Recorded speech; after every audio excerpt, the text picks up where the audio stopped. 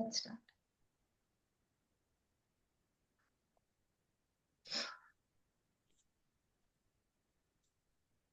Hello everyone. We welcome everyone in today's Bhagavad Gita session. We'll start with the prayer.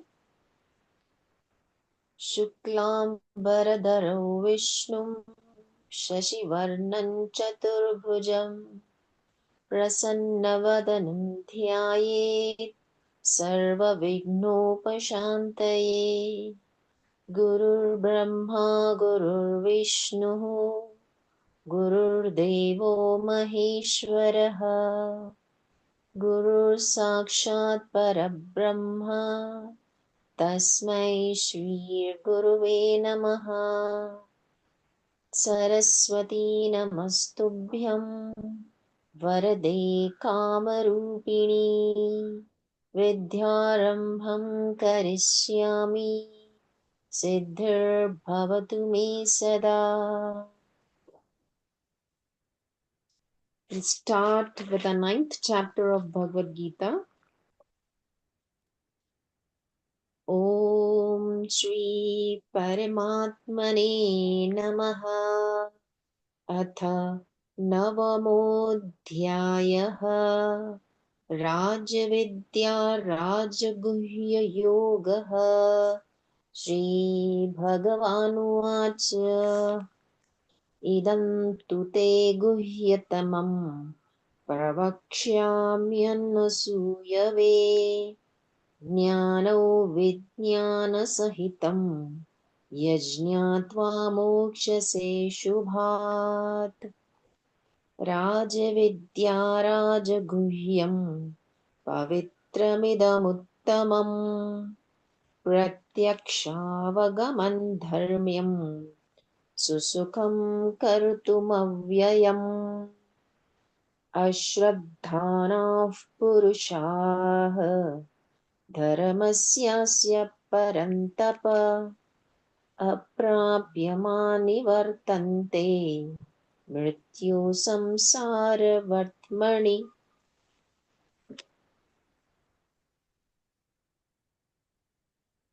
So we are starting with the 9th chapter, and the chapter's name is Param Guhya Jnana. Okay, तो जैसा name suggest करता है कि ये सर्वोच्च जो है वो ज्ञान है जो बहुत सीक्रेट है, एंड इसको राजा की तरह, मतलब एकदम सुपीरियर, परम मतलब सबसे ऊंचा वो जो ज्ञान है वो ये चैप्टर में हम देखेंगे। ओके, तो श्री भगवान ने कहा, हे अर्जुन, चूंकि तुम मुझसे कभी ईर्ष्या नहीं करते, इसलिए मैं तुम्हें ये परम गुह्य ज्ञान तथा अनुभूति बतलाऊंगा, जिसे जानकर तुम संसार के सारे क्लेशों से मुक्त हो जाओ। तो भगवान बता रहे हैं कि आप बिल्कुल भी मतलब मुझसे कंपेयर नहीं कर रहे हो, जेलस भी नहीं फील कर रहे हो, और आपने तो मतलब मुझे गुरु भी माना है। तो फिर मैं सारी जो सीक्रेट्स जो है वो सारी ओपन अप करता हूँ, और ये जो है ये परम जो ज्ञान है अभी अर्जुन मैं तुम्हें दे रहा हूँ। ओके, क्योंकि ये पूरा जो ज्ञान है वो पूरा सेल्फ रियलाइजेशन का है। तो ये जो ज्ञान हम अभी सीखेंगे ये चैप्टर में, इससे हमको सेल्फ रियलाइजेशन या स्पिरिचुअल रियलाइजेशन करने में बहुत सारी मदद होगी। तो ये जो अनुभूति है जो भगवान बता रहे हैं कि ये जो पीड़ा है या प्रॉब्लम्स है सब लाइफ के जो क्लेश है, तो इससे अर्जुन तुम मुक्ति पाओगे। तो अर्जुन तो हमारा ही प्रतिनिधि है, राइट? मतलब he is standing for us. So हम भी मतलब ये ज्ञान जैसे समझेंगे तो हम भी हमारे जो प्रॉब्लम्स है जो क्लेश है उससे हम मुक्ति पा सकते हैं। ओके, इस प्रथम श्लोक का विशिष्ट महत्व है, जो 9 प्रकार के तत्वों से है। तो 9 प्रकार के जो तत्व का अभ्यास है वो क्या है? एक है श्रवण, एक है कीर्तन, एक है स्मरण, एक है पाद सेवन, एक है अर्चन, फिर है वंदन, दास्य, सख्य तथा आत्मसमर्पण। ओके। तो ये जो 9 तत्व है, इनका अभ्यास करने से मनुष्य आध्यात्मिक चेतना अथवा कृष्ण भावनामृत तक उठ पाता है। भगवान ये रास्ते बता रहे हैं उनके पास आने के, कृष्ण भावनामृत में लीन होने के लिए जो रास्ते हैं, तो भगवान बता रहे हैं कि ऐसे 9 रास्ते हैं। तो क्या है, कीर्तन एक है, मतलब हम जो भगवान का नाम लेके जो कीर्तन करते हैं वो है। उनका स्मरण करना जो है, अंदर ही अंदर जो नामस्मरण उसको बोलते हैं, अंदर से जाप करना। जाप अलग अलग प्रकार के होते हैं। एक होता है आप मुंह से जो है मुख से आप जो जप करते हो, तो भगवान का नाम बोलते हो, राइट? राम राम राम या हरे कृष्ण, तो ये मुंह से आप बोलते हो। एक है विस्पर करना, तो थोड़ा सा आप विस्पर करते हो, और एक है पूरे अंदर से ही मतलब करना है उसके। तो ऐसे 3 प्रकार के नाम जाप है। ओके। तो इन भगवान को स्मरण करना ये भी एक रास्ता है। फिर पाद सेवन, मतलब पद जो है, मतलब भगवान के जो चरण है, चरणों की जो सेवा उनकी करना, वो एक है। उनकी पूजा करना, जो अर्चन है। फिर वंदन माने उनको नमस्कार करना, तो आप जस्ट कहीं टेम्पल में जाते हो तो उनको नमस्कार करते हैं। आजकल तो हम मतलब सिर्फ मुख दर्शन लेते हैं। भगवान तक उनके विग्रह तक हम पहुंच नहीं सकते हैं। सब जगह अभी वो बंद कर दिया है। तो काफी सारे ऐसे भगवान हैं जहाँ पे मतलब आप डायरेक्टली ऐसे टच करके दर्शन नहीं ले सकते हैं। तो क्योंकि सब लोगों का भी बहुत ही मतलब सब तरफ से स्पिरिचुअलिटी आ रही है, तो बहुत लोग, जो टेम्पल्स पहले इतने भीड़ नहीं होती थी, आजकल बहुत भीड़ होती है। तो फिर आप दूर से आप साष्टांग दंडवत भी डाल सकते हैं भगवान को। तो हर एक अलग अलग तरीके से, या हाथ से भी, तो मतलब अलग अलग तरीके से आप उनको वंदन कर सकते हो। आप उनका दास बन के आप उनके शरण में रह सकते हो, आप उनका सखा बन सकते हो, मित्र बन सकते हो। तो ऐसे अलग अलग जो रास्ते हैं वो भगवान ने ये 9 टाइप्स बताए हैं, जहां से आप कृष्ण भावनामृत में पहुंच सकते हो। 7वें अध्याय में भगवान की ऐश्वर्यमयी शक्ति, उनकी विभिन्न शक्तियों, परा तथा अपरा, तथा इस भौतिक जगत का वर्णन किया जा चुका है। अब 9वें अध्याय में भगवान की महिमा का वर्णन किया जाएगा। तो जो ये गुह्य ज्ञान है, वो उसमें भगवान की जो महिमा है, ओके, भगवान क्या है, कैसे है, तो ये सारी उनका जो वर्णन है वो ये अध्याय में है। ओके। यह ज्ञान सब विद्याओं का राजा है, जो समस्त रहस्यों में सर्वाधिक गोपनीय है, पूरा सीक्रेटिव है। यह परम शुद्ध है, और चूंकि यह आत्मा की प्रत्यक्ष अनुभूति कराने वाला है। इससे क्या होता है, जब आप ये पढ़ते हो तो पूरा आपका प्यूरिफिकेशन हो जाता है, ये पूरा शुद्ध है। और फिर इससे क्या होता है कि इससे आपको जो है स्पिरिचुअल रियलाइजेशन आता है, इसकी अनुभूति होती है। अतः यह धर्म का सिद्धांत है। यह अविनाशी है और अत्यंत सुख पूर्वक संपन्न किया जाता है। भगवत गीता का यह अध्याय विद्याओं का राजा है, इसीलिए इसको राज विद्या कहा गया है। ओके। तो यह 9वें अध्याय ऐसे समस्त ज्ञान का राजा है। वह यह वेदाध्ययन से प्राप्त ज्ञान एवं विभिन्न दर्शनों का सार है। यह गुह्यतम है, क्योंकि गुह्य या दिव्य ज्ञान में आत्मा तथा शरीर के अंदर को जाना जाता है। समस्त गुह्य ज्ञान के इस राज विद्या की पराकाष्ठा है भक्ति योग। तो ये जो है भगवान बता रहे हैं कि ये राज विद्या है, ये जो ज्ञान अभी ये परम ज्ञान हमको दिया जा रहा है वो है भक्ति योग। ओके। तो हम बोलेंगे यार, इतना सारा, इतना सीक्रेट और इतना सब ये करने के बाद क्या बता रहे हैं, तो भक्ति योग। पर इसका बहुत ही महत्व है, हमको पता है, या हम हमको लगता है बहुत, मतलब ये सिंपल है ना, तो ऐसा लगता है कि इसमें क्या है ना, मतलब जस्ट भक्ति मार्ग ही है।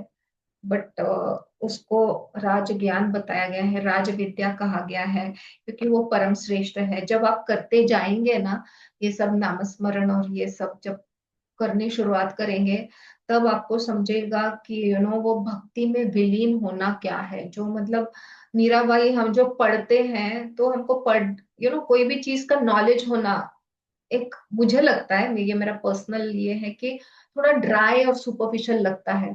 तो जब आप डूब जाते हो ना, वो स्विमिंग पूल के बाजू में रह के आप बड़ा नॉलेज देते हो, नहीं ये पूल इतने फीट का है, ये इसका डेप्थ इतना है, फिर उधर जाओगे तो और डीप है, फिर एकदम एंड में जाओगे तो बहुत डीप है, फिर आप ऊपर से छलांग लगा सकते हो, आप इधर से लगा सकते हो, आपको ऐसे हाथ पैर मारने, ये सब ड्राई ज्ञान है। जब आप उसमें छलांग लगाओगे और जब आप स्विम करने लगोगे, तब भी जो समझेगा वो रियल ज्ञान है। ओके। तो जो भक्ति योग जो है, जो हमको सबको पढ़ के ही पता है, क्योंकि अभी तक तो हम मीरा जैसे तो बन ही नहीं गए ना। हम तो ऐसे मतलब पता नहीं कितने लाइफ टाइम्स लगेंगे ऐसे बनने के लिए, या राधा बनने के लिए, कृष्ण की राधा बनने के लिए क्या समर्पण होगा। तो भक्ति मार्ग जो है वो दिखने में बोलने में बहुत सरल लगता है, पर इसको राजा क्यों कहा गया है, राजविद्या क्यों कहा गया है, क्योंकि इतना समर्पित भाव होना बहुत जरूरी है। अ, मेरे एक फ्रेंड है, अ, मतलब बहुत ही क्या क्या बोल सकते हैं, बहुत ही भक्ति में लीन है। तो वो जब भी बात करते हैं तो फिर कोई भी चीज अगर उन्होंने ठीक से नहीं की तो बोलते हैं कि अरे मैंने ना ये ठीक से नहीं किया, अभी भगवान क्या बोलेंगे कि कैसा ये कुछ भी नहीं कर सकता। मतलब जो कॉन्वर्सेशन है जो भगवान के साथ, एंड कांस्टेंट भगवान देख रहे हैं और हमने कैसे अ, अच्छा ही बिहेव करना चाहिए। अगर कृष्ण भगवान हमारे सामने है और वो देख रहे हैं कि हम कैसे बिहेव कर रहे हैं ऐसे, तो हम कभी गलत नहीं करेंगे, राइट। हमेशा हम अलर्ट मोड में रहेंगे कि जो भी चीज हमको करनी है वो अच्छे से ही करनी है। कुछ ऐसे जस्ट करने के लिए नहीं करनी है, कोई चीज अवॉइड नहीं करनी है, करेक्ट करना है, राइचस रहना है, हमको मॉरल्स के हिसाब से हमने बिहेव करना है। तो एक्चुअली तो भगवान देख रहे हैं, बस हम हमारी आंखों से नहीं देख सकते हैं। पर जैसे मैंने बोला कि भगवान की जो अलग आंखें हैं उनसे वो ऊपर से सब देख रहे हैं, और जो जो हम कर रहे हैं, भला ही हमको लगे कोई देख नहीं रहा है, पर वो सारा रिकॉर्ड हो रहा है। तो सुपरवाइजर के हिसाब से भले ही हमको वो नहीं दिख रहे, पर वो तो जरूर हमको दिख रहे हैं। ओके।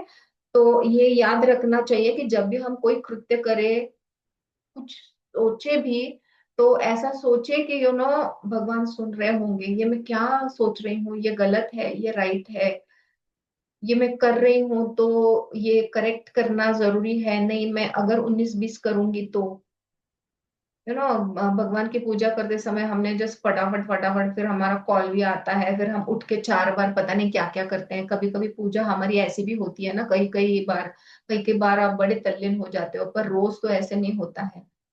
तो फिर सोचो भगवान भी बोलेंगे कि अच्छा ठीक है, मुझे थोड़ा काम है, मैं जाके आता हूँ, तब तक तू करते रहे। तो अगर कोई प्रॉब्लम है, तो अगर भगवान ने ऐसा बोला हमको, तो इस हिसाब से अगर आप सोचोगे ना, तो फिर ऐसा लगेगा कि नहीं, हमको भगवान का पूरा पूजा, जो भी आप साधना करते हो, वो अच्छे तरीके से 100% जो भी करेंगे वो करना है। ओके। तो भगवान बोलेंगे कि ओके ठीक है, रुक जाओ अभी, मुझे भी 50 काम है, वो मैं बाकी के निपटा के आता हूँ। ओके। तो जो आप कर रहे हो वो पूरे तल्लीनता से 100% भगवान का करना जरूरी है। वेदांत सूत्र में भी इसका वर्णन प्रकाशन किया है। अच्छा, ये जो अभी का जो मैं बता रही थी, एक्सप्लेन कर रही थी कि भक्ति योग कितना इंपॉर्टेंट है, तो यहाँ पे एग्जाम्पल नारद जी का दिया है। नारद जी कैसे एक एक दासी के पुत्र थे, और दासी के पुत्र होने के नाते जो भी जैसे भी उनके लाइफ में हो चुकी चीजें, वो इतने परमात्मा में लीन हो गए कि वो फिर नारद जी बन गए। ओके। तो फिर मैं थोड़ा सा पढ़ती हूँ। वेदांत सूत्र में भी इसका वर्णन है, जिसका अर्थ है कि भक्ति इतनी समर्थ है कि भक्ति कार्यों में रत होने मात्र से बिना किसी संदेह के ज्ञान रूपी प्रकाश प्राप्त हो जाता है। इसका उदाहरण नारद जी के पूर्व जन्म में देखा जा सकता है। जो पहले दासी के पुत्र थे, वे ना तो शिक्षित थे, ना ही राजकुल में उत्पन्न हुए थे। किंतु जब उनकी माता भक्तों की सेवा करती थी, नारद भी सेवा करते थे और कभी कभी माता की अनुपस्थिति में भक्तों की सेवा स्वयं करते थे। नारद नारद जी अपने शिष्य व्यासदेव से अपने पूर्व जन्म का वर्णन करते हैं। वे कहते हैं कि पूर्व जन्म में मैं बाल्यकाल में वे चातुर्मास में शुद्ध भक्तों की सेवा करते थे, जिसमें उन्हें उनकी संगति प्राप्त होती थी। कभी कभी वे ऋषि अपने थालियों में उचित भोजन छोड़ देते थे और यह बालक थालियां धोते समय उच्छिष्ट भोजन को चखना चाहता था। अतः उसने उन ऋषियों से अनुमति मांगी और जब उन्होंने अनुमति दे दी तो बालक नारद उस भोजन को खाता था। फलस्वरूप वो अपने समस्त पाप कर्मों से मुक्त हो गया। जो जो वह उच्छिष्ट खाता रहा, त्यों त्यों वह ऋषियों के समान शुद्ध हृदय बनता गया। चूंकि वे महाभागवत भगवान की भक्ति का आस्वाश्रवण तथा कीर्तन द्वारा करते थे, अतः नारद ने भी क्रमशः वैसी रुचि विकसित कर ली। नारद आगे कहते हैं, ऋषियों की संगति करने से नारद में भी भगवान की महिमा के श्रवण तथा कीर्तन की रुचि उत्पन्न हुई और उन्होंने भक्ति की तीव्र इच्छा विकसित की। नारद वास्तव में दासी पुत्र थे। उन्हें किसी पाठशाला में जाने का अवसर प्राप्त नहीं हुआ था। वे केवल माता के कार्यों में सहायता करते थे और सौभाग्यवश उनकी माता को भक्तों की सेवा का सुयोग प्राप्त हुआ था। बालक नारद को भी यह सुअवसर उपलब्ध हो सका कि वे भक्तों की संगति करने से ही समस्त धर्म में परम लक्ष्य को प्राप्त कर सके। यह लक्ष्य है भक्ति, जैसा कि श्रीमद् भागवत में कहा गया है। तो अगर सोचो, नारद जी अगर ये लेवल पे, मतलब वो दासी के पुत्र होते हुए भी उन्होंने इतनी भक्ति की भगवान की कि वो ये लेवल, नारद जी के लेवल पे पहुंच गए, तो हम सब तो पहुंच ही सकते हैं, राइट? तो ये एग्जाम्पल बहुत एप्ट है कि मतलब अगर वो ये सारी चीजें कर सकते हैं तो हम भी कर सकते हैं, बस हमको करना है। सिर्फ ड्राई नॉलेज लेके नहीं, पर उसको एक्शन मोड में लाके। तो हमको एक्शन अभी से स्टार्ट करना जरूरी है। जैसे जैसे हम पढ़ते जाएंगे बहुत नॉलेज हमको मिल रहा है, राइट? पर ये नॉलेज सिर्फ नॉलेज बन के ना रहे, पर उसको एक्शन मोड में अगर आप लाएंगे तो फिर आपके कार्य जो है सिद्ध हो जाएंगे, आपका पाथ भी ओपन अप हो जाएगा। किसी किसी को लग रहा है कि डिफिकल्ट है, इतना टाइम निकालना, इतना नाम जप कैसा करेंगे, कैसा मेरी साधना होगी। तो जैसे जैसे आप स्टेप्स लेते जाओगे ना, वैसे वैसे रास्ते ओपन होते जाएंगे। ओके। हे परम हे परंतप, जो लोग भक्ति में श्रद्धा नहीं रखते वे मुझे प्राप्त नहीं कर पाते, अतः वे इस भौतिक जगत में जन्म मृत्यु के मार्ग पर वापस आते रहते हैं। तो अगर आपने एक्शन नहीं लिया तो फिर आप ये चक्रव्यूह में गोल गोल गोल घूमते जाएंगे, क्योंकि फिर मतलब हम जो क्रम से ये कर रहे हैं हमारे कार्य, और अगर भक्ति मार्ग इंक्लूड नहीं किया तो फिर कर्म करना है, फिर उसके जो फल है वो भी भोगना है। फिर वो कर्म खत्म नहीं होते। ऑलरेडी हमारे जो है संचित कर्म ऑलरेडी हमारी बहुत बड़ी बैग होगी इतने लाइफ टाइम्स की, तो वो भी खत्म करने हैं। फिर जो हमारे प्रारब्ध कर्म हम जो कर रहे हैं अभी, उसको भी आगे लेके वो बैकलॉग भी होगा और अभी का भी कैरी फॉरवर्ड होगा, तो सारा कितना सारा जमेगा, राइट? तो अभी से अगर आप स्टार्ट करते हो तो आप एटलीस्ट वो रास्ते से आप चल दोगे, तो फिर आगे जाके वो रास्ता जो है आपको शायद स्पीड अप भी कर जाए, वो नोज ना। नेक्स्ट श्लोका। मया ततमिदं सर्वं जगदव्यक्तमूर्तिना मत्स्थानि सर्वभूतानि न चाहन्तेष्वस्थितः न च मत्स्थानि भूतानि पश्य मे योगमैश्वरम् भूतभृन्नच्च भूतस्थः मामात्मा भूतभावनः यथाकाशस्थितो नित्यं वायुः सर्वत्र गोमहान् तथा सर्वाणि भूतानि मत्स्थानीत्युपधारय। यह संपूर्ण जगत मेरे अव्यक्त रूप द्वारा व्याप्त है। मतलब जो व्यक्त नहीं हुआ है, जो लेटेंट स्टेट में है, वो रूप में व्याप्त है। ओके, क्योंकि भगवान तो दिख नहीं रहे, राइट? तो लेटेंट जो रूप है उनका, उससे वो यहाँ पे पूरे मतलब छाए हुए हैं ऑलरेडी। ओके, व्याप्त है। समस्त जीव मुझ में है किंतु मैं उनमें नहीं हूँ। तो समस्त जो जीव है, हम और आप है, इसमें तो भगवान श्री कृष्ण का अंश है ही, राइट?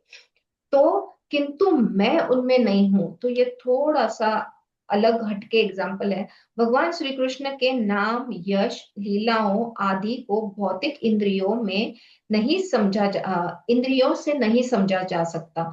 मतलब जो ये जो हमारे स्पेशल सेंसेस, हालांकि स्पेशल बोल रहे हैं हम लोग, फाइव सेंसेस जो है, इससे हम भगवान को नहीं समझ पाते, क्योंकि वो एक अलग लेवल पे है। जो समुचित निर्देशन से भक्ति में लगा रहता है, उसे ही भगवान का साक्षात्कार हो पाता है। तो जो कंटिन्यूअसली भगवान में भक्ति में लीन रहे, तो उसको ही भगवान का साक्षात्कार होता है। वो मराठी में वो कौन सा संत है, जो चिखल मध्ये पाळाला त्याच्या हे करतो? कुंभार। गोरा कुंभार। हाँ, गोरा कुंभार। तो वो ये महाराष्ट्र के जो एक संत है गोरा कुंभार करके, तो वो विठल का नाम लेते लेते मतलब वो इतने गुम हो जाते हैं कि वो एक्चुअली वो मटके बनाते हैं। तो वो उसके लिए जो मिट्टी लगती है ना, उसको वो ये करता रहता है, मिक्स करता रहता है मिट्टी, और भगवान का नाम मुंह से उसका कंटिन्यूअसली चालू चालू रहता है।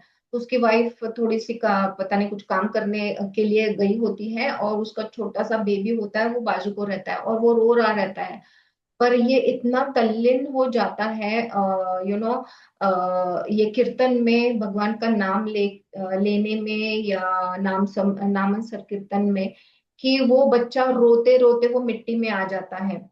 एंड फिर वो वो मिक्स करने के लिए ना, वो खड़ा रह के उसको पैरों से उसको कुचलना होता है, तो वो वैसा करता है, और वो बेबी वो मिट्टी के साथ पूरा कुचल जाता है। ओके। एंड फिर जब उसकी वाइफ आती है, पूछती कि हमारा बेटा कहाँ गया, तो तब उसको समझ में आता है कि यार कहाँ है मेरा बेटा, वो तो सब वो पूरा मिट्टी में चला जाता है। ओके। पर क्योंकि वो भगवान में लीन हो चुके हैं, तो फिर भगवान आके वो बच्चे को फिर से जीवित कर देते हैं। ये एग्जाम्पल है कि मतलब ये क्या लेवल की पराकाष्ठा है, कि जो जो लीन होना जिसको बोलते हैं। ओके।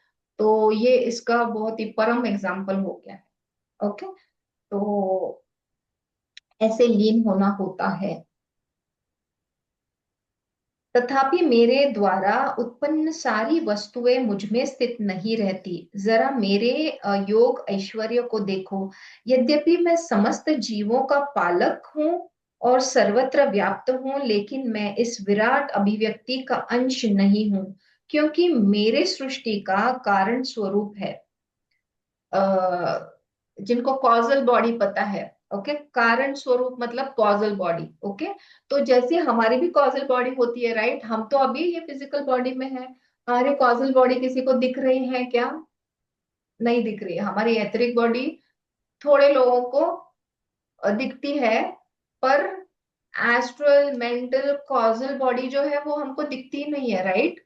जो सारे कोश जो है हमारे, ओके, हम कोशों की बात कर रहे हैं हिंदी में, मनोमय कोश, आनंदमय कोश। सो आनंदमय कोश जो है वो है कॉजल बॉडी। तो वो कॉजल बॉडी में भगवान, मतलब बाहर से हमको देख रहे हैं, उन्होंने सारा बनाया है, हमारी कॉजल बॉडी से ही हम आते हैं, राइट। तो और मरने के बाद हम उधर ही जाते हैं, जब हम मुक्त हो जाते हैं तो तभी वो कॉजल बॉडी जो है वो फूट जाती है, राइट, वो तभी ब्रेक हो जाती है एंड हमारी आत्मा जो है वो परमात्मा को मिलती है।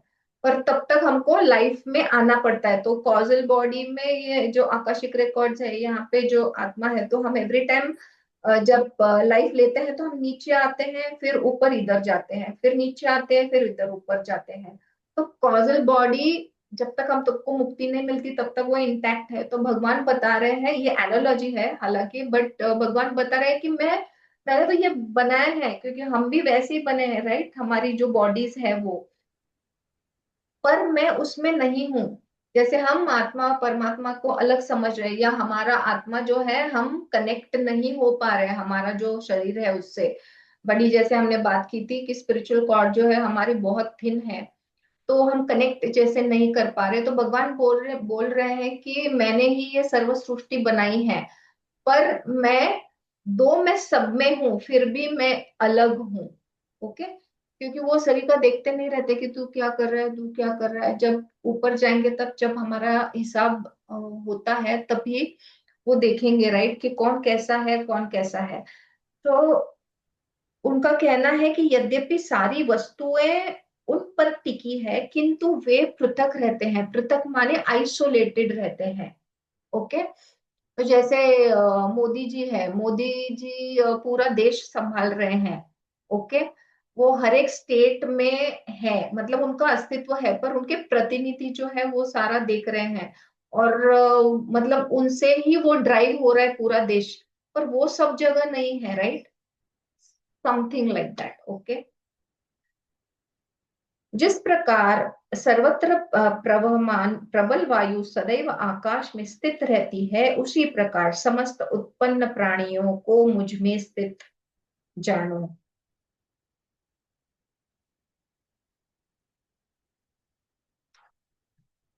जिस प्रकार सर्वत्र प्रवहमान प्रबल वायु सदैव आकाश में स्थित रहती है, उसी प्रकार समस्त उत्पन्न प्राणियों में मुझ में स्थित जानो। मतलब जैसे हवा सब तरफ है, आकाश में है, सब तरफ है, वैसे ही मैं हूं, ऐसे भगवान बता रहे हैं। नेक्स्ट श्लोक प्लीज।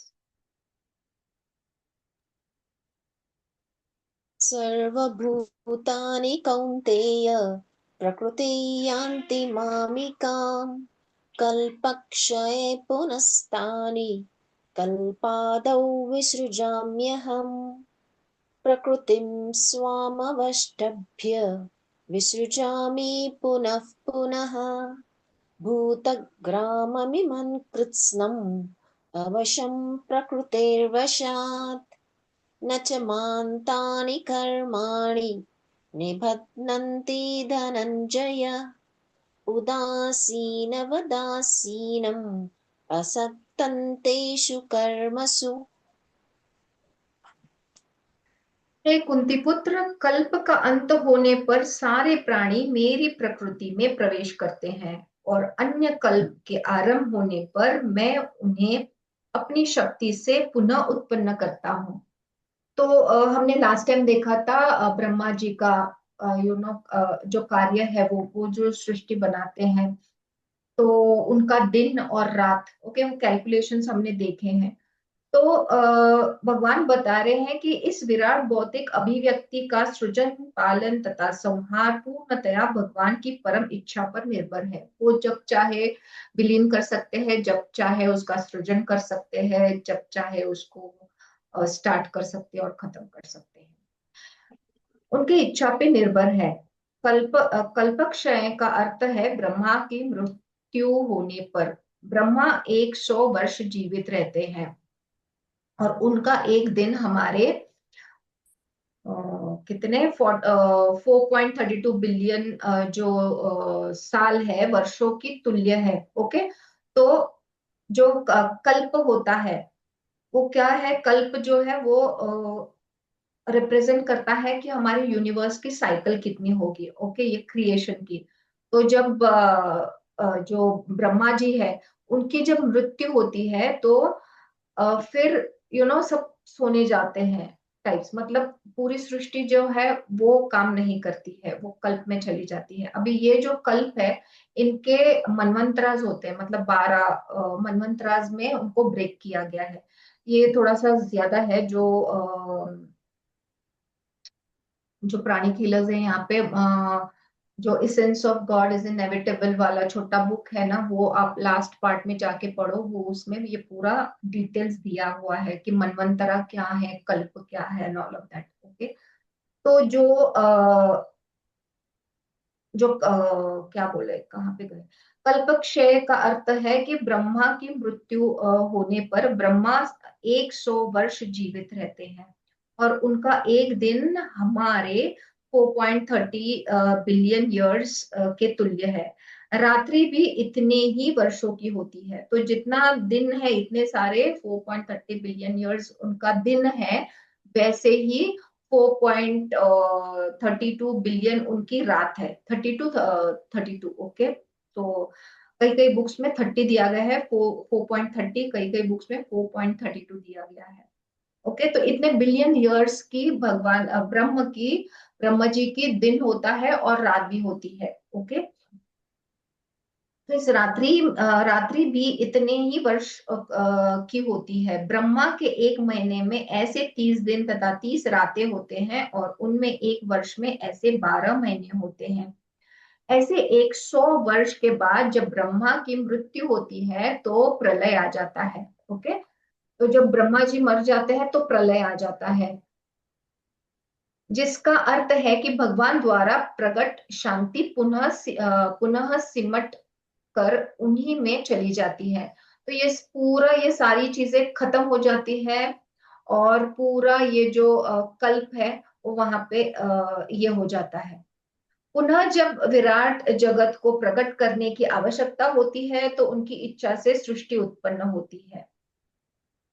तो जो प्रलय का टाइम है, तब सारी ये जो सृष्टि है, जैसे हम we go to sleep at night, तो वैसे वो पूरी सो जाती है, और जब जैसा हम दिन जब निकलता है तो हम काम करते हैं, वैसे ही प्रकट भी हो जाती है। संपूर्ण विराट जगत मेरे अधीन है, यह मेरी इच्छा से बारंबार स्वतः प्रकट होता रहता है, और मेरी ही इच्छा से अंत में विनष्ट होता है। तो वही भगवान बता रहे हैं कि जो महाविष्णु है, महाविष्णु जी, मतलब हम जो विष्णु जी जानते हैं या शिव जानते हैं, तो उनके ऊपर महा है, जैसे हम बोलते हैं महादेव, तो महाविष्णु भी है। तो उनसे ही मतलब ब्रेक डाउन करके तीन जो है, जैसे उनके नाम दिए गए हैं बाद में। यह भौतिक जगत भगवान की अपरा शक्ति की अभिव्यक्ति है। तो ये जो हो रहा है वो उनकी एक्सप्रेशन है। ओके, इसकी व्याख्या कई बार की जा चुकी है। सृष्टि के समय यह शक्ति महत्वत्व के रूप में प्रकट होती है, जिससे भगवान अपने प्रथम पुरुष अवतार महाविष्णु के रूप में प्रवेश कर जाते हैं। तो जैसे भगवान की मतलब जो सृष्टि स्टार्ट होती है, उनका एक्सप्रेशन आ जाता है, तो फर्स्ट जो एक्सप्रेशन है तो वो है महाविष्णु के रूप में वो प्रवेश कर जाते हैं। वे कारणार्णव में शयन करते हैं, मतलब कॉजल में, और अपने श्वास से असंख्य ब्रह्मांड बनाते हैं। तो एक श्वास से बहुत सारे वो यूनिवर्सेस जो है वो निकालते हैं, ओके, उनके श्वास से। और इन ब्रह्मांडों में से हर एक में वे गर्भोदकशाही विष्णु के रूप में प्रवेश करते हैं। तो हर एक में वो हर एक यूनिवर्स में प्रवेश करते हैं। पहले तो वो यूनिवर्सेस, मल्टीपल यूनिवर्सेस बनाते हैं, फिर हर एक यूनिवर्स में वो एंटर करते हैं। तो तब उनका नाम दिया गया है गर्भोदक, वेर इज दैट, गर्भोदकशाही विष्णु। ओके, फिर इस प्रकार प्रत्येक ब्रह्मांड की सृष्टि होती है। वे इससे भी आगे अपने आप को क्षीरोदकशाही विष्णु के रूप में प्रकट करते हैं, और यह विष्णु प्रत्येक वस्तु में, यहाँ तक कि प्रत्येक अणु में प्रवेश कर जाता है। तो फिर वहां से जो एंटर करते हैं वो विष्णु जी के रूप है, जो हम बोलते हैं कि भगवान सर्वव्यापी है, हर एक कण में है। तो वो वे विष्णु है। कौन से? उनका नाम है क्षीरोदकशाही विष्णु। तो तीन हिस्सों में बट जाते हैं। ओके, तो एक्चुअली स्टेप बाय स्टेप है, जैसे महादेव और फिर देवों के देव महादेव। तो महादेव है, महाशिव है, फिर उनके नीचे जो है उनके अलग अलग अवतार होते हैं। तो विष्णु है, महाविष्णु है, उनके अवतार हैं। सारी की सारी योनियां ब्रह्मांड की सृष्टि के साथ ही उत्पन्न होती है। मनुष्य, पशु, पक्षी ये सभी एक साथ उत्पन्न होते हैं, क्योंकि पूर्व प्रलय के समय जीवों की जो जो इच्छाएं थी वे पुनः प्रकट होती हैं। इसका स्पष्ट संकेत हमें मिलता है। यही भगवान की अचित्त शक्ति है। विभिन्न योनियों को उत्पन्न करने के बाद भगवान का उनसे कोई नाता नहीं रह जाता। यह सृष्टि विभिन्न जीवों की रुचियों को पूरी करने के उद्देश्य से की जाती है।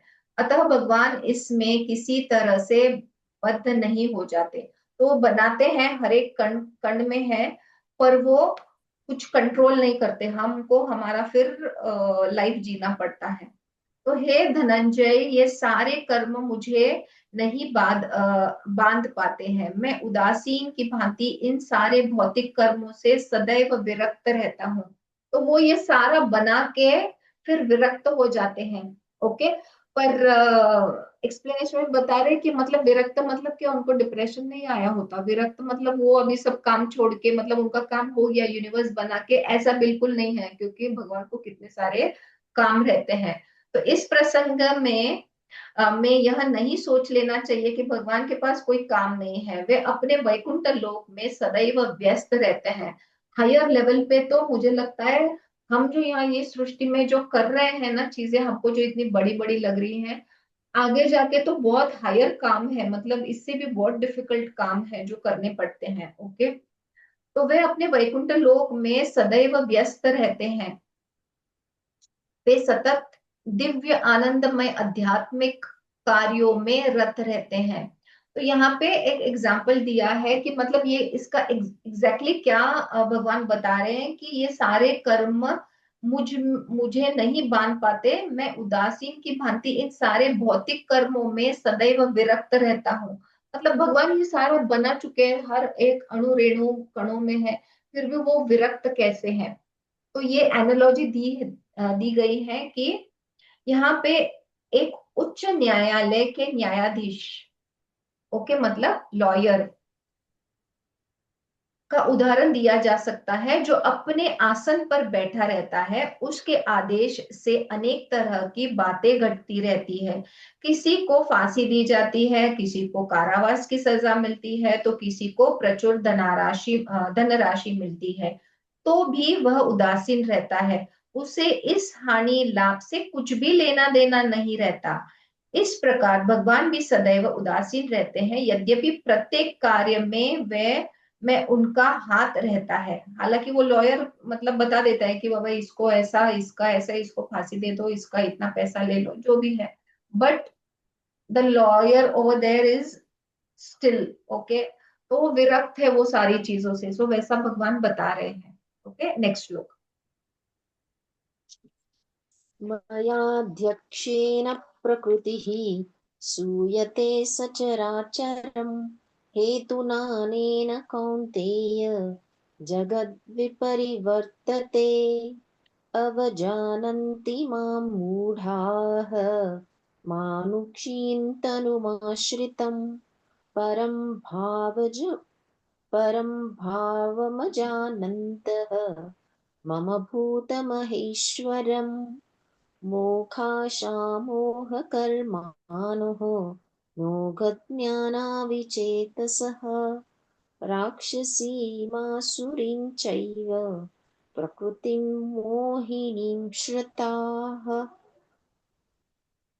हे कुंती पुत्र, यह भौतिक प्रकृति मेरी शक्तियों में से एक है और मेरी अध्यक्षता में कार्य करती है, जिससे सारे चर तथा अचर प्राणी उत्पन्न होते हैं। इसके शासन में यह जगत बारंबार सृजित और विनष्ट होता रहता है। तो भगवान बता रहे हैं कि ये जो सारी भौतिक प्रकृति है, ये जो दुनिया ये बनाई गई है, ये उनकी अध्यक्षता में सारी चीजें की हैं, और वही जगत में बारंबार उसको प्रकट भी करते हैं, उनका सृजन भी करते हैं और उनको विनष्ट भी करते हैं। जब मैं मनुष्य रूप में अवतरित होता हूँ तो मूर्ख मेरा उपहास करते हैं, वे मुझे परमेश्वर के दिव्य स्वभाव को नहीं जानते। भगवान बता रहे हैं कि जब मैं फिजिकली जन्म लेता हूँ, मतलब जो कृष्ण भगवान आए हैं, मेन तो महाविष्णु है, राइट। तो जब फिजिकल बॉडी में श्री कृष्ण भगवान जब आए तो मूर्ख जो लोग जो है, तो उनको उनको लग रहे हैं कि ये हमारे जैसे ही कई हैं, मतलब शायद थोड़े अलग टाइप के होंगे या थोड़े हायर पावर्स होंगी, पर ये भगवान नहीं है। तो भगवान बोल रहे हैं कि ये मूर्खों को लगता है कि मैं परम नहीं हूँ। जो लोग इस प्रकार मोहग्रस्त होते हैं वे आसुरी तथा नास्तिक विचारों के प्रति आकृष्ट रहते हैं। तो जो मोहग्रस्त है, इंद्रियों में के अधीन है, हाँ, मतलब इंद्रियों को हम कंट्रोल नहीं कर पाते, तो ऐसे जो लोग हैं, जो नास्तिक है, जिनकी असुरी वृत्ति है, तो ये सारे लोग जो है, ये अवस्था में उनको ये समझ में ही नहीं आता है कि मतलब हालांकि वे फिजिकल बॉडी में अवतरित हुए हैं, पर वो भगवान है। इस मोहग्रस्त अवस्था में उनकी मुक्ति आशा, उनके सकाम कर्म तथा ज्ञान का अनुशीलन सभी निष्फल हो जाते हैं। तो मतलब बिकॉज हम ये माया में है, तो फिर जो भी हमारे पास चाहे कितनी भी युक्तियां हो, पर हाँ, वो निष्फल हो जाती है।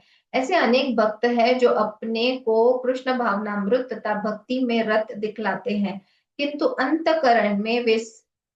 अंतकरण से वे भगवान कृष्ण को परब्रह्म नहीं मानते। तो मानो मतलब भक्ति तो कर रहे पर अंदर से भगवान को मान नहीं रहे कि ये कृष्ण जी जो है वो भगवान है। ऐसे लोगों को कभी कभी भक्ति फल भगवत धाम गमन प्राप्त नहीं होता। तो ऐसे जो लोग हैं, मतलब मानो भक्ति तो कर रहे पर अंदर से डाउट्स है, तो ऐसे लोगों को भगवान की प्राप्ति नहीं होती। ओके।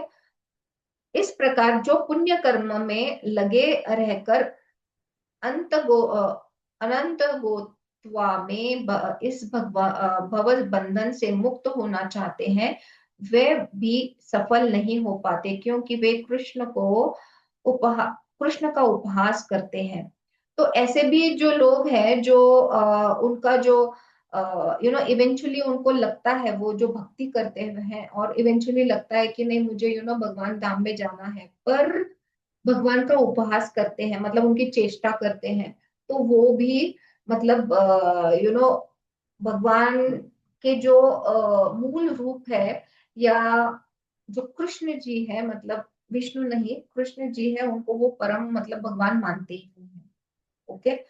तो ये भी हमको समझना एक्चुअली जरूरी है। कभी कभी हमको डाउट्स आते हैं। ओके। तो इसीलिए शायद ये क्लैरिटी दी गई है। नेक्स्ट श्लोक।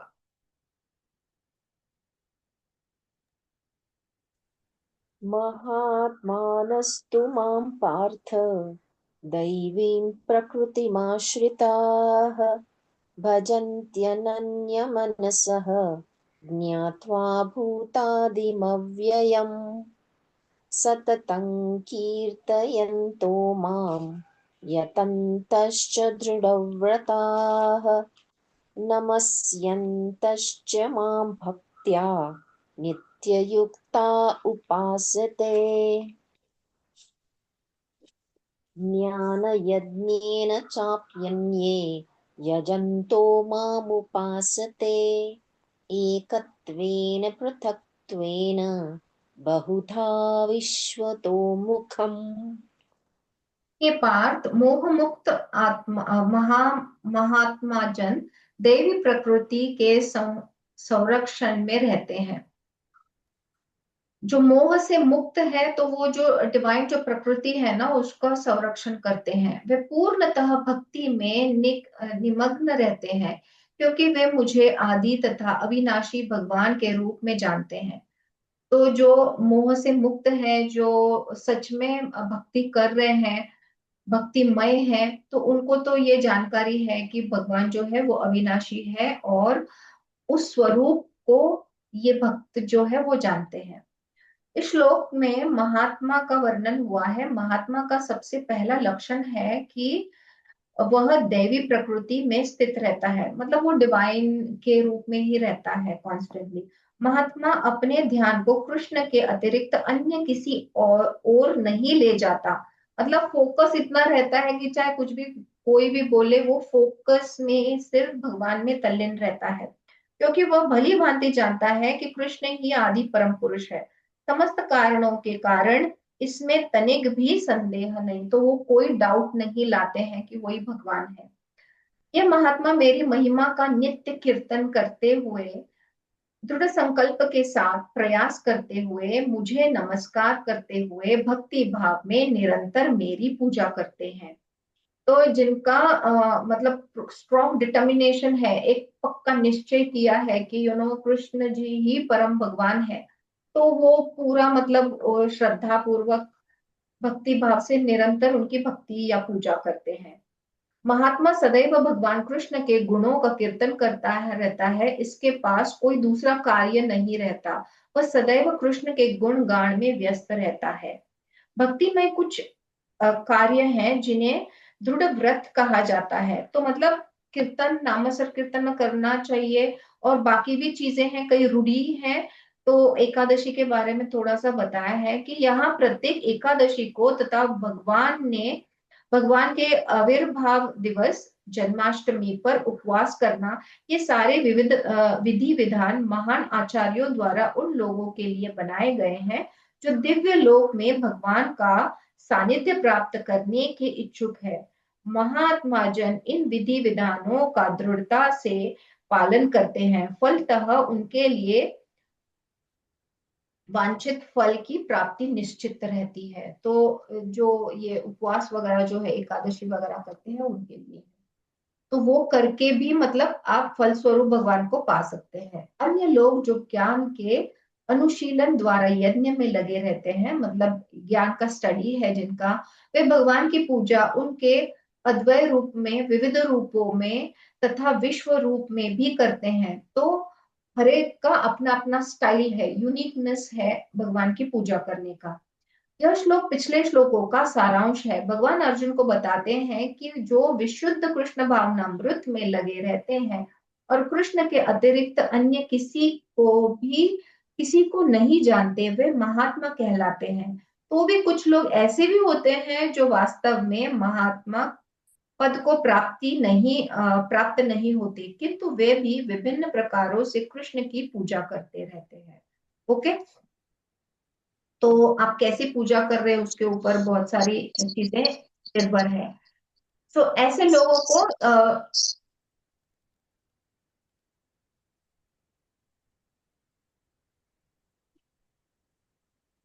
को तीन श्रेणियों में बताया गया है। एक है परमेश्वर तथा उन अरे what is that?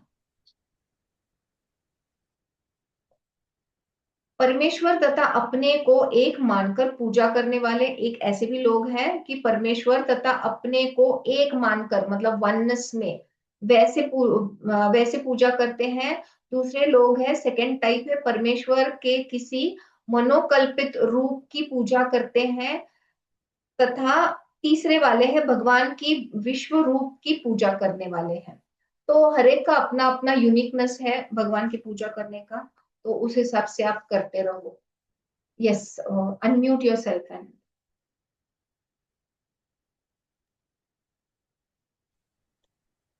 अहं क्रतुरहैयज्ञः स्वाध्याहमहमौषधम् मन्त्रोऽहमहमेवाज्यम् अहम् अग्निरहं हुतम्। पिताहमस्य जगतः माता धाता पितामहः वेद्यं पवित्रमोङ्कारः ऋक्सामयजुरेव च गतिर्भर्ता प्रभुः साक्षी निवासः शरणं सुहृत् प्रभवः प्रलयस्थानं निधानं बीजमव्ययम्। तो ये श्लोकों में भगवान बता रहे हैं कि मतलब मैं कितना सर्वव्यापी हूँ। तो किंतु मैं कर्म कांड, मैं ही यज्ञ, पितरों को दिया जाने वाला तर्पण, औषधि, दिव्य ध्वनि, घी, अग्नि तथा आहुति, इन सब में मैं ही हूँ। मैं इस ब्रह्मांड का पिता, माता, आश्रय तथा पितामह हूँ। मैं ज्ञेय हूँ, जानने योग्य हूँ, शुद्धिकर्ता तथा ओंकार हूँ। मैं ऋग्वेद हूँ, मैं सामवेद हूँ तथा मैं यजुर्वेद भी हूँ। मैं ही लक्ष्य, मैं ही पालन करता, स्वामी, साक्षी, धाम, शरण स्थली तथा अत्यंत प्रिय मित्र हूँ। मैं सृष्टि तथा प्रलय, सबका आधार, आश्रय तथा अविनाशी बीज भी हूँ। तो भगवान बताना चाह रहे कि मैं ही सब में हूँ और मैं ही सर्वव्यापी हूँ। ओके, तो मैं ही परमात्मा हूँ। Yes, next. तपाम्यहमहौ वर्षं निगृह्णामृत्सृजामि च अमृतं चैव मृत्युश्च सदसच्चाहमर्जुन त्रैविद्या मां सोमपाः पूतपापाः यज्ञैरिष्ट्वा स्वर्गगतिं प्रार्थयन्ते ते पुण्यमासाद्य सुरेन्द्रलोकम् अश्नन्ति दिव्यान् दिवि देवभोगान् ते तं भुक्त्वा स्वर्गलोकौ विशालम् क्षीणे पुण्ये मर्त्यलोकौ विशन्ति एवं त्रयी धर्ममनुप्रपन्नाः गतागतं कामकामा लभन्ते। हे अर्जुन, मैं ही ताप प्रदान करता हूँ और वर्षा को रोकता तथा लाता हूँ। मैं अमरत्व हूँ और साक्षात मृत्यु भी हूँ। आत्मा तथा पदार्थ, सत तथा असत, दोनों मुझ में ही है। तो वही भगवान बता रहे हैं सब। ओके, जो वेदों का अध्ययन करते तथा सोमरस का पान करते हैं, वे स्वर्ग प्राप्ति की गवेषणा करते हुए अप्रत्यक्ष रूप में मेरी ही पूजा करते हैं। वे पाप कर्मों से शुद्ध होकर इंद्र के पवित्र स्वर्गीय धाम में जन्म लेते हैं, जहां वे देवताओं का सा आनंद भोगते हैं। तो भगवान बता रहे हैं कि जो वेदों का अध्ययन, मतलब जो वेद को पढ़ते हैं तथा सोमरस पीते हैं, मतलब जो डिवाइन नेक्टर है। एक्चुअली सोमरस एक प्लांट है, एक मतलब मिस्टिकल टाइप प्लांट है। पहले के जो साधु संत, मतलब जो भी साधना करते थे हिमालय में वगैरह, तो ये प्लांट से मतलब बहुत डिवाइन नेक्टर आता है। कोई ऐसा उससे एक्सट्रैक्ट बनते ही, मतलब जब आप पीते हो, आप लेते हो, तो आपको जो है डिवाइन एक्सपीरियंसेस होते हैं। आपका स्पिरिचुअल पाथ भी और भी मतलब अच्छे से होता है। ऐसे अभी भी एक प्लांट है, मुझे याद नहीं आ रहा है उसका नाम, जो आई थिंक साउथ अफ्रीका में, मतलब बहुत लोग जाके वहां पे वो लेते हैं। ओके, या साउथ अमेरिका या south Africa, I am not sure. अगर मुझे ध्यान में आया तो मैं उसका नाम बताऊंगी। तो वो कंज्यूम करते हैं लोग ऐसे, फॉर स्पिरिचुअल इवैल्यूएशन, मतलब एवोल्यूशन। ओके, एक यू जस्ट एलिवेट योरसेल्फ, मतलब ड्रग्स लेके कैसा होता है, वो एक एलिवेशन होता है, पर drugs is not the right word. पर ये जो सोमरस है वो वैसा ही, मतलब एक एलिवेशन देता है आपको, और ब्लिस वाला मोमेंट देता है, एक हैप्पीनेस वाला मोमेंट देता है। तो भगवान बता रहे हैं कि जो वेदों का अध्ययन करते हैं, वो जो सोमरस पीते हैं, तो वो स्वर्ग की प्राप्ति करते हैं। ओके, तो वो स्वर्ग तक पहुंचते हैं। तो स्वर्ग में जाने के बाद वो बड़े आनंद से रहते हैं। और क्योंकि वो वहां पे पहुंचते हैं तो वो इंद्रलोक में रहते हैं, एंड वो वहां पे स्वर्गीय धाम में मजे करते हैं, जहाँ वे देवताओं का आनंद भोगते हैं। इस प्रकार जब वे विस्तृत इस प्रकार जब वे उपासक विस्तृत स्वर्गीय इंद्रिय सुख को भोग लेते हैं और उनके पुण्य कर्मों का फल क्षण हो जाता है, तो वे इस मृत्युलोक में पुनः लौट आते हैं। इस प्रकार जो तीनों वेदों के सिद्धांतों में दृढ़ रहकर इंद्रिय सुख की गवेषणा करते हैं, उन्हें जन्म मृत्यु का चक्र ही मिल पाता है। तो ये पहले अध्यायों में भी हमने देखा, भगवान बता रहे हैं कि जब आप बहुत सारा पुण्य करते हो, फिर इतना पुण्य होता है कि आप स्वर्ग लोग जाते हो। वहां पे जितना पुण्य लेके आए हो, उतना आप वहां पे मजे करते हो। हालांकि यहाँ पे वो बहुत सारा स्पिरिचुअलिटी की भी है, पर उनका जो क्या बोल सकते हैं, गोल जो है वो है बहुत सारा पुण्य कमाना। तो पुण्य कमा के फिर वो स्वर्ग लोक में जाते हैं। फिर वहां पे जितना जितने पोटली भर भर के पुण्य लाया था, उतना वहां पे मजे करके पूरा पुण्य जो है वो खत्म करते हैं। तो जब पुण्य खत्म हो जाता है, तो फिर से वो नीचे आते हैं जन्म लेने के लिए। तो भगवान बोल रहे हैं कि अगर आप मेरी मतलब ये ज्ञान लोगों को पता ही नहीं है ना, जैसे मैंने पहले बोला था कि हमको हम जो है वो मोक्ष की अभिलाषा नहीं करते हैं। हमको लगता है कि भगवान मुझे स्वर्ग दिला दो। शायद हमको हमको वो ज्ञान भी नहीं है, हम पढ़ने भी नहीं गए और किसी ने हमको बताया भी नहीं। ओके, तो भगवान बता रहे हैं कि एक बार इंद्रिय सुख हो जाए, वहां पे सारे आपके डिजायर्स खत्म हो जाए, सारे पुण्य खत्म हो जाए वहां पे मजे करने के बाद, फिर आप पुनः वो चक्र में आ जाते हो जन्म मृत्यु के। Okay, next shloka. अनन्याश्चिन्तयन्तो मां ये जनाः पर्युपासते तेषां नित्याभियुक्तानां योगक्षेमौ वहाम्यहम्। येऽप्यन्यदेवता भक्ताः यजन्ते श्रद्धयान्विताः तेऽपि मामेव कौन्तेय यजन्त्यविधिपूर्वकम्। अहं हि सर्वयज्ञानां भोक्ता च प्रभुरेव च न तु न तु मामभिजानन्ति तत्त्वेनातश्च ते। किंतु जो लोग अनन्य भाव से मेरे दिव्य स्वरूप का ध्यान करते हुए निरंतर मेरी पूजा करते हैं, उनकी जो आवश्यकताएं हैं होती हैं, उन्हें मैं पूरा करता हूँ, और जो कुछ उनके पास है उसकी रक्षा करता हूँ। तो जो सिंगल माइंडेडली एकदम फोकस से भगवान में तल्लीन होते हैं, तो भगवान पूरी उनकी रिस्पॉन्सिबिलिटी लेता है।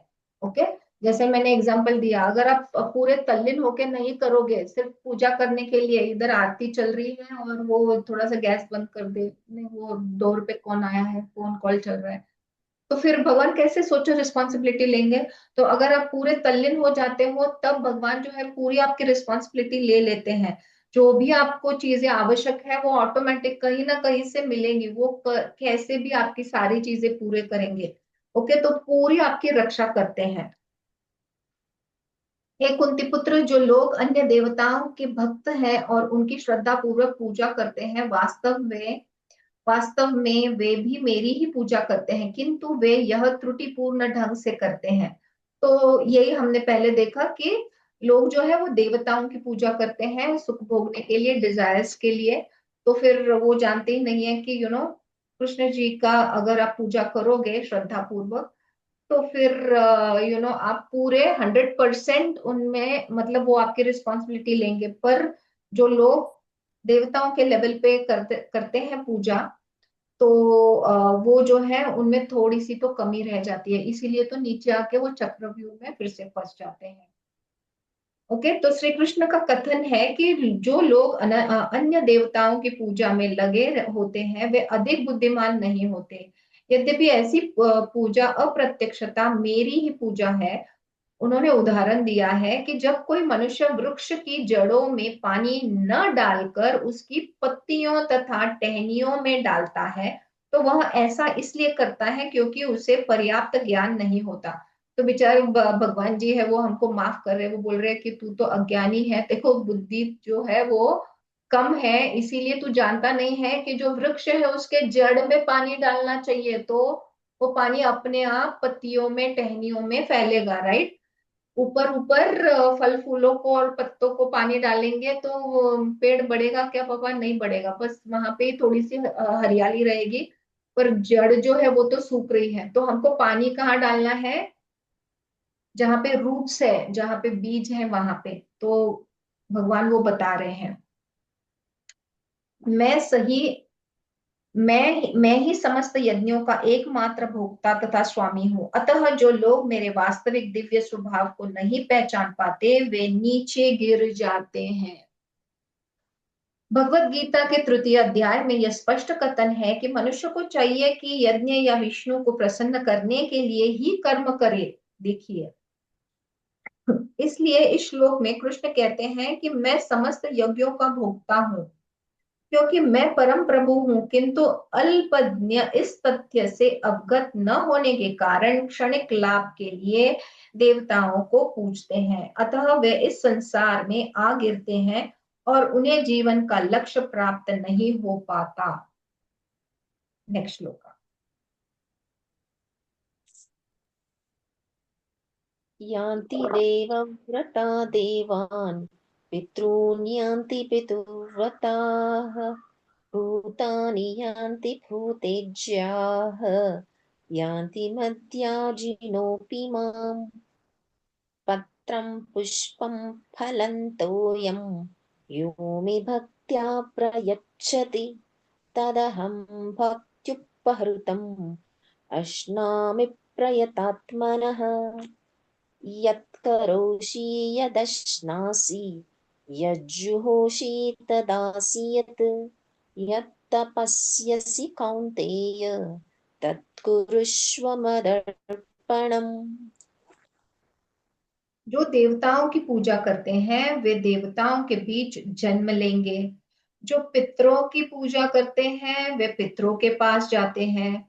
जो भूत प्रेतों की उपासना करते हैं वे उन्हीं के बीच जन्म लेते हैं। और जो मेरी पूजा करते हैं वो मेरे साथ निवास करते हैं। आई थिंक ये इतना सेल्फ एक्सप्लेनेटरी है, इसको बता एक्सप्लेन करने की तो जरूरत ही नहीं है। इस श्लोक के माध्यम से यह समझना सुगम है कि जब देवताओं की पूजा करके कोई स्वर्ग प्राप्त कर सकता है, तो फिर शुद्ध भक्ति कृष्ण या विष्णु के लोक क्यों नहीं प्राप्त कर सकता?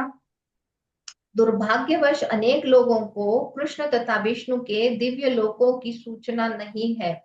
अतः न जानने के कारण वे नीचे गिर जाते हैं। तो मतलब नीचे गिर जाते हैं मतलब फिर से यहाँ पे आते हैं बर्थ लेने के लिए। ओके, तो जिस तरह से आप जो पूजा कर रहे हो उसी हिसाब से मतलब आप उसी तरह से आप वही योनि में चले जाते हो। ओके, तो अगर देवताओं की आप पूजा कर रहे हो तो वो जो देवता फल मतलब जिसके अधिकारी है उसका फल देंगे। अगर पितरों की आप पूजा करते हो, बहुत लोग है ना जो डेड लोग हैं उनके फोटोज भी घर में लगाते हैं फिर उनकी पूजा करते रहते हैं।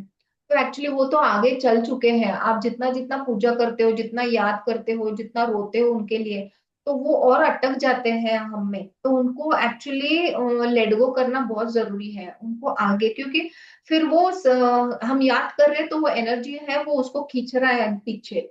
ओके, हम उनकी पूजा कर रहे हैं तो वो हम उनको खींच रहे हैं। जब जो पितृपक्ष में जब वो उनका पोर्टल ओपन होता है, ओके, तब हम उनको तर्पण वगैरह सब करते हैं, राइट। तो तब वो ले लेते हैं हमारा, क्योंकि वो पोर्टल उनके लिए खास कर पितरियों के लिए ओपन होता है उस वक्त। ओके, तो देखो हमारा कल्चर कितना रिच है, उनके भी अलग अलग टाइमिंग्स है। और जो भूत प्रेतों की उपासना करते हैं मतलब ब्लैक मैजिक वाले, तो फिर उनके ही योनि में आते हैं। यदि कोई प्रेम तथा भक्ति के साथ मुझे पत्र पुष्प फल या जल प्रदान करता है तो मैं उसे स्वीकार करता हूँ। तो भगवान बोल रहे बहुत महंगी वाली चीजें मुझे देने की जरूरत नहीं है। मैं बस जस्ट जो फूल है, पत्र है, मतलब जैसे शिव जी को बेल पसंद है, कृष्ण जी को तुलसी पसंद है, तो वो या कोई फूल है अच्छे, या सिर्फ पानी भी, जस्ट जल डालने से भी, मतलब अगर मुझे आप उस तरह से भी आप पूजा करते हो तो मैं वो स्वीकार कर लेता हूँ। तो भगवान को बहुत बड़े भोग या बहुत सारी चीजों की आवश्यकता नहीं होती, पर सच्चा मन और सच्ची भक्ति होना बहुत जरूरी है। हे कुंती पुत्र, तुम जो कुछ करते हो, जो कुछ खाते हो, जो कुछ अर्पित करते हो या दान देते हो, और जो भी तपस्या करते हो, उसे मुझे अर्पित करते हुए करो। मतलब जो भी छोटी मोटी चीजें हम कर रहे हो, वो सारी हम भगवान को समर्पित करते हुए करें। जैसे हम भोग लगाते हैं, पहले खुद खाते, खाने से पहले पहले भगवान को भोग लगाना जरूरी है, पहले भगवान को खाना देना जरूरी है। पानी पी रहे हैं, वही करना है। कुछ भी, चाहे किधर कुछ दान कर रहे हैं तो भगवान के नाम पे, मतलब जो भी आप चीज कर रहे हैं वो भगवान के प्रति समर्पित करके करो, ऐसे भगवान बता रहे हैं हमको। ओके, नेक्स्ट श्लोका। शुभाशुभफलैरेवं मोक्ष्यसे कर्मबन्धनैः सन्न्यासयोगयुक्तात्मा विमुक्तो मामुपैष्यसि न मे द्वेष्योऽस्ति न प्रियः ये भजन्ति तु मां भक्त्या मयि ते तेषु चाप्यहम् अपि चेत् सुदुराचार्यः भजते मामनन्यभाक् साधुरेव समन्तव्यः सम्यक् व्यवसितो हि सः। पहले के इसमें अगर आप कोई अनुष्ठान भी करते हो, वो भी आप भगवान के हेतु करो।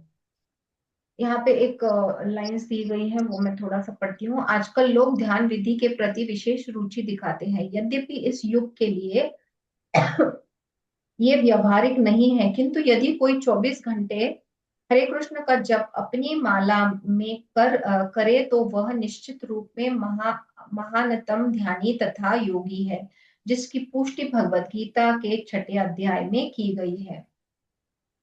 इस तरह तुम कर्म के बंधन तथा इसके शुभाशुभ फलों से मुक्त हो सकोगे। इस संन्यास योग में अपने चित्त को स्थिर करके तुम मुक्त होकर मेरे पास आ सकोगे। तो सारे आपके जो कर्मास है, जो कंप्लीट करने के बाद, सारे जो कर्म से आपका, आप जो बंधे हुए थे, वो सारे खत्म करने के बाद आप भक्तिमय होके मेरे ही पास आओगे, ऐसा भगवान कह रहे हैं। मेरे ही पास आना है। मैं ना तो किसी से द्वेष करता हूँ, ना ही किसी के साथ पक्षपात करता हूँ। मैं सर्वों के लिए समभाव हूँ। मैं किंतु जो भी भक्ति पूर्वक मेरी सेवा करता है वह मेरा मित्र है, मुझ में स्थित रहता है और मैं भी उसका मित्र हूँ।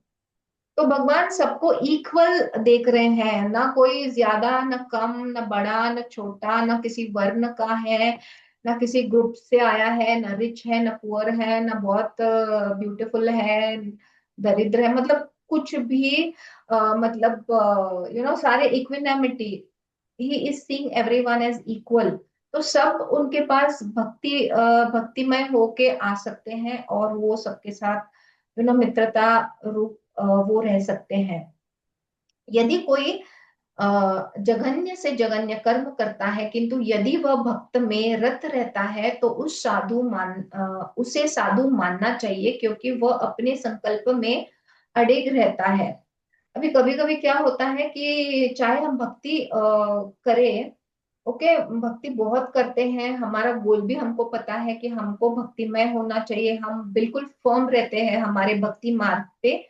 पर कभी कभी हम कोई गलत चीजें करते हैं, एक्सट्रीमली बैड चीजें या हीनियस क्राइम करते हैं, तो भगवान बोल रहे हैं कि ऐसे कोई चीजें करता है, ऐसे कर्म करता है, किंतु अगर वो भक्ति में रत है, ये साधु है, तो फिर वो उसको मतलब भगवान माफ कर देते हैं। क्योंकि किंतु यदि वह भक्त में रत रहता है तो उसे साधु मानना चाहिए। मतलब वो हायर लेवल पे है क्योंकि वो फर्म है उसकी पूजा करने में। Okay, next shloka.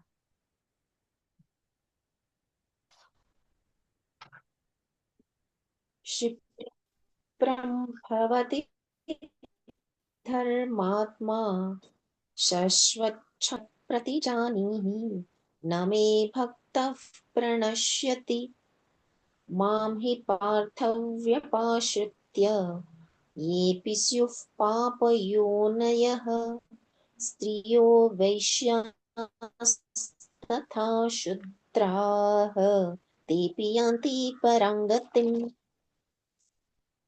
किं पुनर्ब्राह्मणाः पुण्याः भक्ता राजर्षयस्तथा अनित्यमसुखल्लोकम् इमं प्राप्य भजस्व माम् मन्मना भव मद्भक्तः मद्याजी मां नमस्कुरु मामे वैश्यसि युक्त्वैवम् आत्मानं मत्परायणः। तो भगवान जो बता रहे हैं कि जो भक्त जो है वो फर्मनेस से भक्ति में तल्लीन है, पर कभी कभी कुछ गलत काम करता है तो वो जो है उसको मतलब वो नीचे नहीं आता है, वो जो है उसको क्या बोलना चाहिए, उसको साधु मानना चाहिए। जब तुरंत धर्मात्मा बन जाता, वह तुरंत धर्मात्मा बन जाता है क्योंकि वो उसने वो पूरा मतलब भक्तिमय है ऑलरेडी, राइट। तो गलत भी किया हमने तो हमको, क्योंकि हमको ज्ञान है तो हम राइचियस पाथ पे आ जाते हैं, राइट। तो भगवान बोल रहे हैं कि वो तुरंत धर्मात्मा बन जाता है और स्थायी शांति को प्राप्त होता है। हे कुंती पुत्र, निडर होकर घोषणा कर दो कि मेरे भक्त का कभी विनाश नहीं होता। तो थोड़ा सा इधर उधर हो जाए तो भगवान भी हमको माफ करते हैं।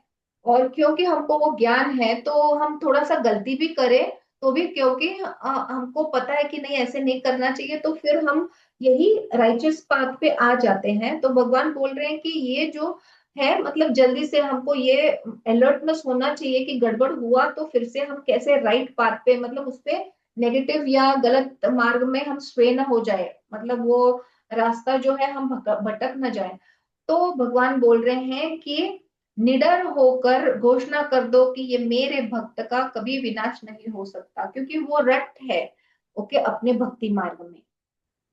हे बात, जो लोग मेरी शरण ग्रहण करते हैं वे भले ही निम्न जन्मा स्त्री, वैश्य तथा शूद्र क्यों न हो, वे परम धाम को प्राप्त करते हैं। अगेन भगवान बता रहे हैं कि वो कोई ऊंच नीच कुछ देखते नहीं है। इंफीरियर जिसका बर्थ है, कौन से कुल में जन्मे हैं, या व्यापारी है या शूद्र है या कैसे भी हो, अगर वे भगवान की भक्ति करते हैं तो वो परम धाम को प्राप्त करते हैं। फिर धर्मात्मा ब्राह्मणों, भक्तों तथा राजर्षियों के लिए तो कहना ही क्या। अतः एक क्षणिक दुखमय संसार में आ जाने पर मेरी प्रेमा भक्ति में अपने आप को लगाओ। तो वही भगवान कह रहे हैं कि मेरे में लीन हो जाओ, मेरे भक्ति में लीन हो जाओ, अपने मन को मेरे नित्य चिंतन में लगाओ, मेरे भक्त बनो, मुझे नमस्कार करो और मेरी ही पूजा करो। इस प्रकार मुझ में पूर्णतया तल्लीन होने पर तुम निश्चित रूप से मुझको प्राप्त होंगे। तो भगवान गारंटी दे रहे हैं कि आप अगर ये सब सारी चीजें करते हो, नित्य मेरा चिंतन करते हो, मेरा नमन करते हो, मुझे नमस्कार करते हो, मेरी पूजा करते हो, मेरी भक्ति करते हो, तो निश्चित रूप से आप मुझे प्राप्त कर सकोगे। ओके। इस प्रकार श्रीमद् भगवद गीता के 9वें अध्याय परम गुह्य ज्ञान का भक्ति वेदांत तात्पर्य पूर्ण हुआ। Yes Pallavi. we'll conclude our 9th chapter.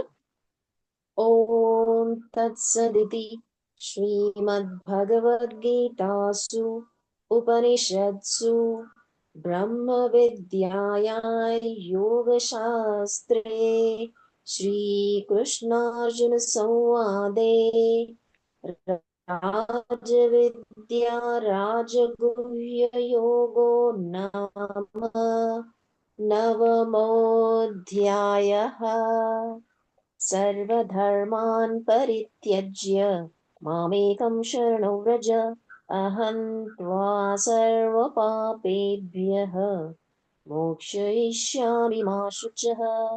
ॐ श्रीकृष्णार्पणमस्तु।